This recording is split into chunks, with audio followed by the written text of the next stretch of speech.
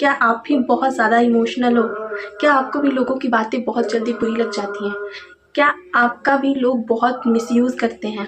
तो आज का वीडियो आपके लिए ही होने वाला है, क्योंकि आज मैं आपको बताऊंगी कि आप एक इनोसेंट पर्सन से कैसे एक स्ट्रॉन्ग पर्सन बन सकते हो। ये दोनों जेंडर्स के लिए होने वाला है, चाहे आप मेल हो या फीमेल। मेंटली स्ट्रॉन्ग बनना सबके लिए ज़रूरी है। तो चलिए शुरू करते हैं। नमस्ते, कैसे हो आप सब लोग? आज का हमारा वीडियो बहुत पावरफुल होने वाला है। जैसे कि आपने थंबनेल देख लिया है वीडियो का, मेंटली स्ट्रॉन्ग होने का बेनिफिट कितना ज़्यादा होता है मैं आपको बता नहीं सकती। लोग, जब आप इनोसेंट रहते हो ना, लोग आपको ना अपनी धूल समझते हैं, पैरों की धूल समझते हैं कि इसको कुछ भी कर दो, ये इंसान कुछ नहीं बोलेगा, कुछ नहीं करेगा, जैसे भी इसको ट्रीट कर लो। मैं खुद ऐसी पर्सन रही हूँ, तो मैं बहुत इसको खुल के मैं एक्सप्लेन कर सकती हूँ कितना ऐसे लोगों का लोग मिसयूज़ करते हैं। तो मैं आपको आज टिप्स बताऊंगी जिससे आप एक इनोसेंट से एक मेंटली स्ट्रॉन्ग इंसान बन सकते हो, जो कि बहुत ज़रूरी है बनना। देखो, इनोसेंट बनना बुराई नहीं है, लेकिन हमें समझना होगा कि कहाँ पे हमें अपनी इनोसेंस दिखानी है, कहाँ पे हमें अपनी स्ट्रेंथ दिखानी है। क्योंकि हर कोई हमारी इनोसेंस डिजर्व नहीं करता। लोग हमें पागल समझने लगते, बेवकूफ़ समझने लगते, लोग हमारा मिसयूज़ करते हैं हमारी इनोसेंस का। तो हमें पता होना चाहिए कि हमें कहाँ शांत रहना है और कहाँ हमें अपने लिए स्टैंड लेना है।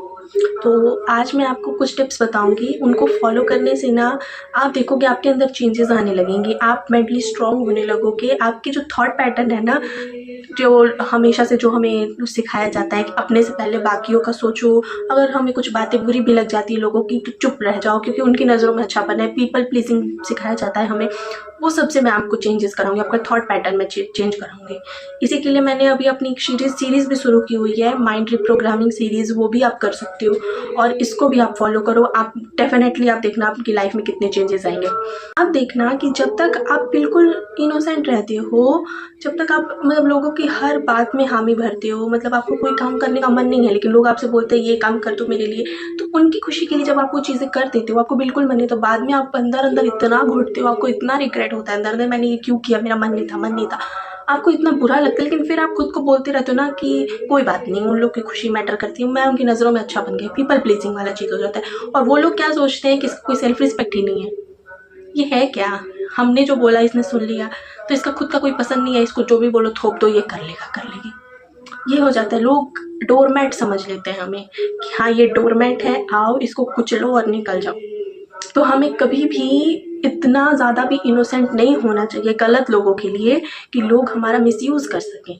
हमें इतना समझ होना चाहिए कि कहाँ पे हमें इनोसेंट रहना है, कहाँ पे हमें स्ट्रॉन्ग रहना है। ये चीज़ें बैलेंस में होनी चाहिए। हमें ना ज़्यादा स्ट्रॉन्ग बनना है, मतलब ज़्यादा ऐसा नहीं बन जाना है कि हमें किसी चीज़ से फ़र्क ना पड़े, ज़्यादा इनोसेंस भी नहीं बनना है कि हमारा लोग फ़ायदा उठाएं। हमें इस चीज़ को ऐसे रखना है ना कि जो सही है हम उनके साथ सही रहें, जो गलत है हम उनके साथ गलत रहें। गलत क्या मतलब नॉर्मल रहें, ज़्यादा ओवर नहीं। तो आपको क्या करना है, इसके लिए मैं कुछ 3-4 टिप्स बताऊंगी आपको, आप उनको फॉलो करना।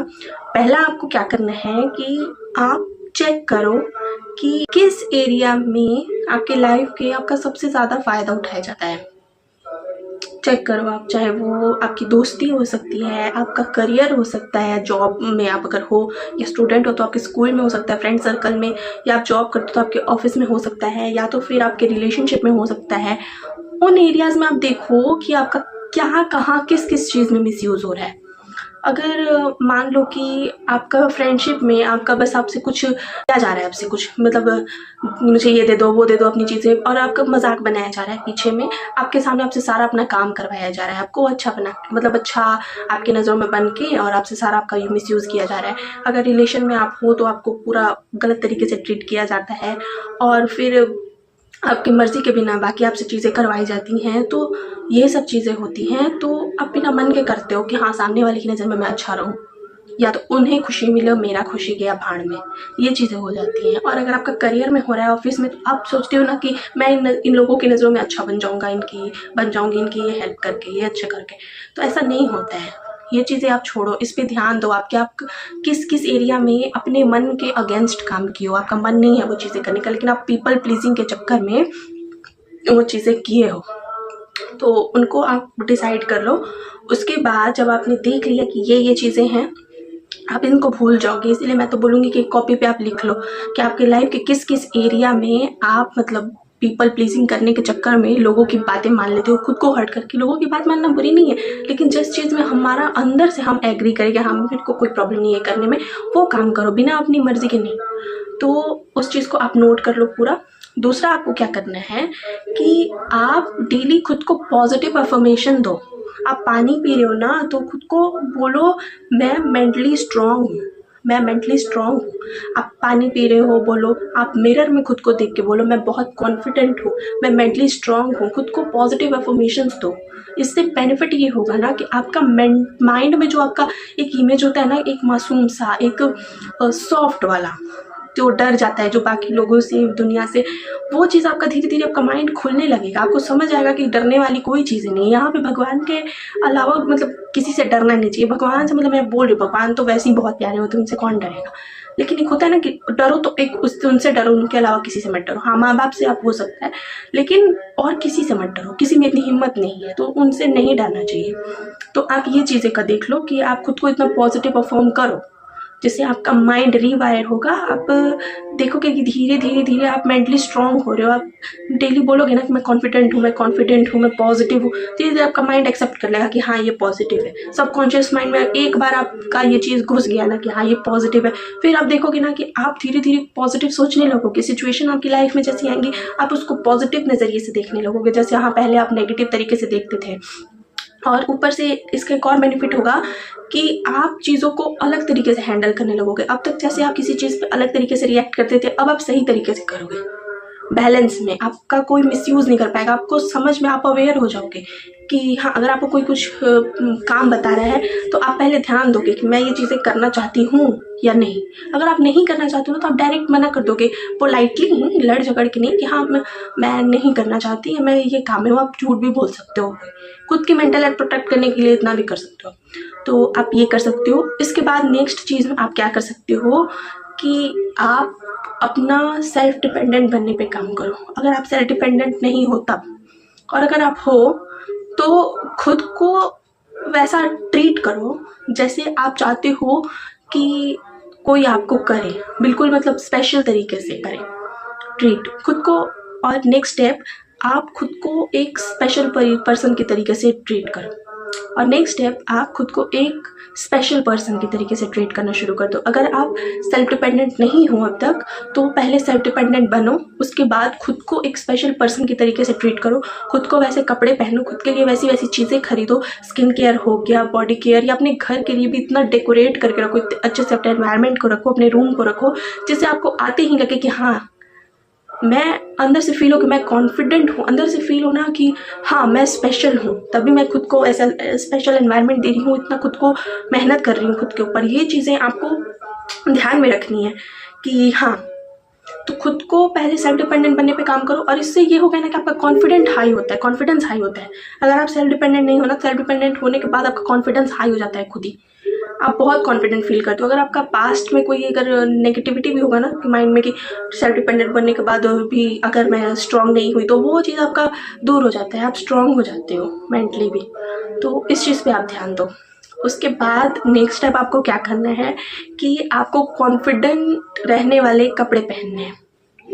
कपड़े भी हमारी कॉन्फिडेंस को मैटर करते हैं, तो हमें वो सारे कपड़े पहनने शुरू करने हैं जिनमें हम कॉन्फिडेंट फील करें। क्योंकि आपने नोटिस किया होगा ना कि कपड़े हमारी मतलब वो बोलते हैं ना कि उसको कॉन्फिडेंस को बढ़ाते हैं। आप मान लो कि कोई ऐसे कपड़े पहन के जिसमें आप कंफर्टेबल नहीं हो, आप बाहर गए हो और वहाँ पे आपको मतलब कोई बड़ी सी जगह में गए हो, सोचो कि पार्टी है, वहाँ पे आपको बात करना है लोगों से, आप हेजिटेट होगे।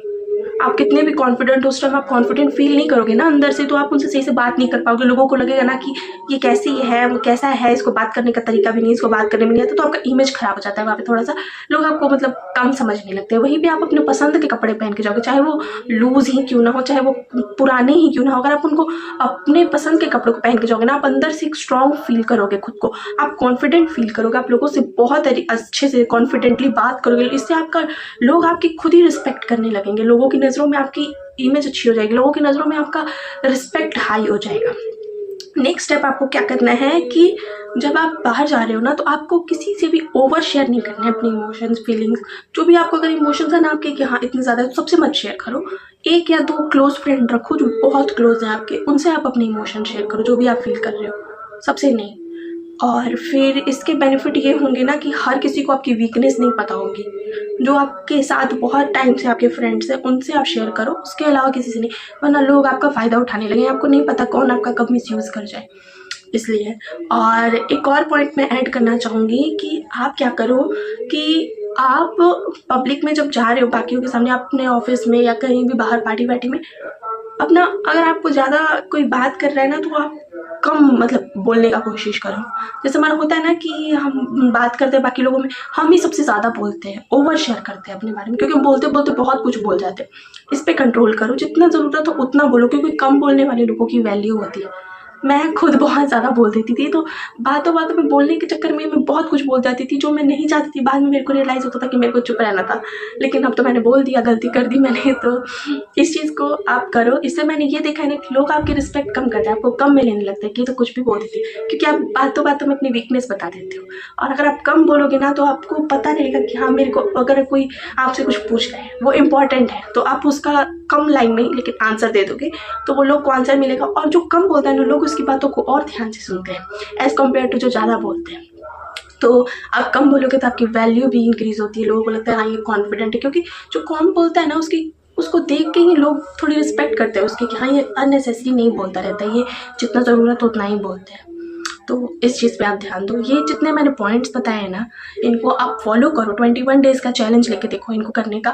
उसके बाद आप अपनी लाइफ में जो चेंजेस देखोगे ना, आप मुझे थैंक यू बोलोगे आके। तो इसको आप करो। हाँ, और एक और चीज़ मैं आपको ऐड करा देती हूँ, ये थोड़ा एडिशनल पॉइंट है, तो इसको ज़रूर करना। आप कोई डायरी ले लो, अगर आपके पास कोई जर्नल है तो, या तो कोई आप पेज ले लो। उस पर आपको क्या करना है कि आप उस पर लिख दो कि एक हेडिंग डाल के लिख दो कि मैं मेंटली स्ट्रांग हूँ। एक हेडिंग डाल के उस पर आप पूरा लिख दो कि आप कैसा बनना चाहते हो मेंटली स्ट्रांग। मान लो कि अगर आप हो गए मेंटली स्ट्रांग, तो आप कैसे बिहेव करोगे, कैसे चलोगे, कैसे खाओगे, कैसे लोगों से इंटरेक्ट करोगे, कैसे अगर आप काम कर रहे हो तो कैसे करोगे, लोग आपकी कैसे रिस्पेक्ट कर रहे हो, वो सारी चीज़ों को एक मूवी के तरीके से इमेजिन करके लिख दो। इसको स्क्रिप्टिंग बोलते हैं हम। जैसे कि आप सोचो कि मैं आपको एग्जाम्पल देती हूँ जिससे आपको थोड़ा समझ आ जाए, क्लियर हो जाए क्या करना है। सोचो कि आप लिख रहे हो ना कि मैं मेंटली स्ट्रांग हो गई हूँ, मैं अपने वर्क प्लेस का, आप जो भी वर्क करते हो या स्कूल का, मैं वहाँ पे जाती हूँ तो सब मेरी रिस्पेक्ट करते हैं, मैं अपनी रिस्पेक्ट करती हूँ, मैं जहाँ ज़रूरत होती है वहीं पे बोलती हूँ, इससे लोग मेरी रिस्पेक्ट करते हैं।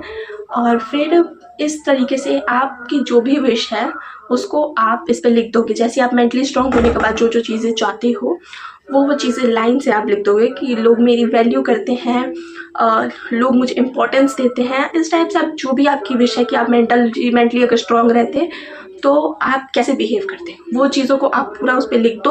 उसके बाद आप क्या करना है आपको कि उसको आप जब आपने पूरा लिख दिया ना, उसके बाद आपको नीचे thank you thank you thank you universe या आप जिन्हें भी मानते हो उनको थैंक यू करके आप उस पेज को या उस डायरी को बंद करके रख दो। आपको फाड़ना नहीं है, क्योंकि आपने इसमें अच्छी चीज़ें लिखी हैं। और इसको आप रख दो एक जगह। 21 डेज बाद देखना कि उनमें से कितनी ऐसी चीज़ें हैं जो आपकी पूरी हो चुकी हैं। ओके, जो पूरी हो जाएंगी ना, उसी पे आपको ऐसे टिक लगा देना उस लाइन को। आपको पता रहेगा, इससे आपको समझ आएगा कि आपके अंदर क्या क्या चेंजेस आए हैं। आपने खुद पे 21 दिन मेहनत की तो आपके रिजल्ट्स क्या क्या आए उसमें। आपको बहुत मजा आएगा इसको करके। तो आप इसको करो, इसके कैसे रिजल्ट आए मुझे ज़रूर बताना।